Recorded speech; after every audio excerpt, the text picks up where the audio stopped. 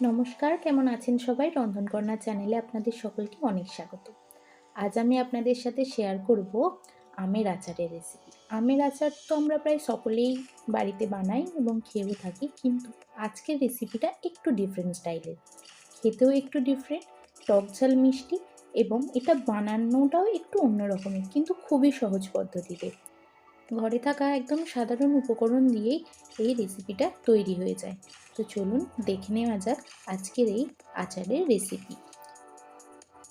এখানে আমি 750 মতো কাঁচা আম নিয়েছি। আমগুলো একদম যেন টাটকা হয় এবং খুব একটা যেন পাকা না হয়, একদম কাঁচা মিঠে আম নেবেন। আমগুলোকে ভালো করে ধুয়ে পরিষ্কার করে ঠিক এরকম পাতলা পাতলা করে কেটে রেখেছি। যে কোনো চাকু কিংবা বটির সাহায্যে এরকম একদম ছোট ছোট টুকরো টুকরো করে আপনারা কেটে নেবেন, তাহলেই আচারটা খুব সুন্দর হবে।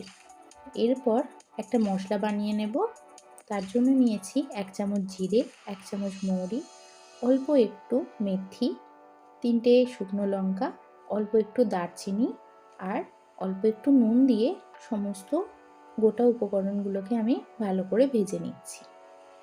এরপর এগুলোকে আমি ঠান্ডা করে গুঁড়িয়ে নেব। একদম পাউডার বানাবো না, যাতে একটু দানা দানা থাকে সেরকমভাবে এগুলোকে আমি গুঁড়িয়ে নেব। এরপর অন্য একটা কড়াইতে বেশ কিছুটা পরিমাণ সর্ষের তেল গরম করে তার মধ্যে 5 ফোড়ন আর একটা শুকনো লঙ্কার ফোড়ন দিচ্ছি। ফোড়নটাকে প্রায় 10 থেকে 20 সেকেন্ড মতো একটু ভেজে নেব। তারপর এর মধ্যে কুচনো আমগুলো দিয়ে দেব।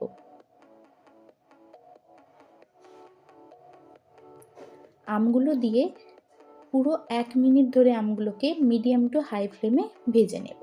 খুব বেশি ভাজার দরকার নেই, তাহলে আমগুলো একদম গলে যাবে। আমগুলো যাতে গলে না যায় তাই এটাকে মিডিয়াম টু হাই ফ্লেমে 1 মিনিটের মতো আমি ভেজে নিচ্ছি। এবং যাতে এই রকমইভাবে পিসগুলো থাকে, একদম যাতে গলে না যায়, আমগুলো যাতে একদম ইনট্যাক্ট থাকে, সেই জন্যই মিডিয়াম টু হাই ফ্লেমে ভেজে নিচ্ছি। এটাকে বেশি সিদ্ধ করব না। এরপর এরকম হাফ কাপ পরিমাণ চিনি এর মধ্যে আমি দিয়ে দিচ্ছি। চিনিটা দিয়ে মিডিয়াম টু হাই ফ্লেমে চিনিটা গলে যাওয়া পর্যন্ত আমি খুব ভালো করে এটাকে মিশিয়ে নেব।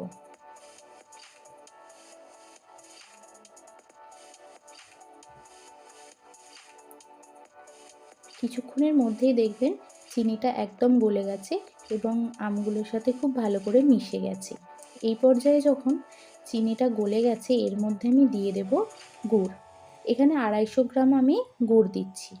আপনারা চাইলে পুরোটা চিনি দিয়েও করতে পারেন কিংবা পুরোটা গুড় দিয়েও করতে পারেন, কিন্তু যদি এখানে চিনি এবং গুড় দুটো মিশিয়ে করেন, দেখবেন এর মধ্যে একটা জেলি টাইপের একটা কনসিস্টেন্সি আসছে, যেটা খেতেও ভালো এবং আমগুলো পুরোটা ইনট্যাক্ট থাকবে। যেহেতু প্রথমে আমি চিনি দিয়ে আমগুলোকে খুব ভালো করে একবার মেখে নিয়েছি, তাই দেখবেন আমগুলো কিন্তু একদম গলে যায়নি। সিদ্ধ হয়ে যাবে ভিতর থেকে, কিন্তু আমগুলো গলে যাবে না। এরপর গুড়টা একদম গলে একদম লিকুইড হয়ে গেছে। এই সময় গ্যাসের ফ্লেমটাকে একদম কমিয়ে দিয়ে 10 থেকে 12 মিনিট আমি এটাকে মিডিয়াম টু লো ফ্লেমে ভালো করে ফুটিয়ে নেব। 10 থেকে 12 মিনিটের মধ্যেই দেখছেন আমগুলো একদম প্রায় সিদ্ধ হয়ে গেছে এবং লিকুইডটাও অনেকটা কমে এসছে। শেষ পর্যায়ে আমি দিয়ে দিচ্ছি 2 চামচ বিট নুন আর ভেজে রাখা যে মশলাটা গুঁড়িয়ে রেখেছিলাম সেটা 1 চামচ দিয়ে খুব ভালো করে মিশিয়ে নিলেই তৈরি হয়ে যাবে আজকের একদম টক ঝাল মিষ্টি এই আমের জেলির আচার। আশা করব রেসিপিটা আপনাদের ভালো লেগেছে। যদি ভালো লেগে থাকে একবার বাড়িতে ট্রাই করে দেখবেন। এই ভিন্ন স্বাদের আমের আচার আশা করি ছোট বড় সকলের পছন্দ হবে। দেখা হবে নতুন আরেকটি ভিডিওতে। ততক্ষণের জন্য ধন্যবাদ।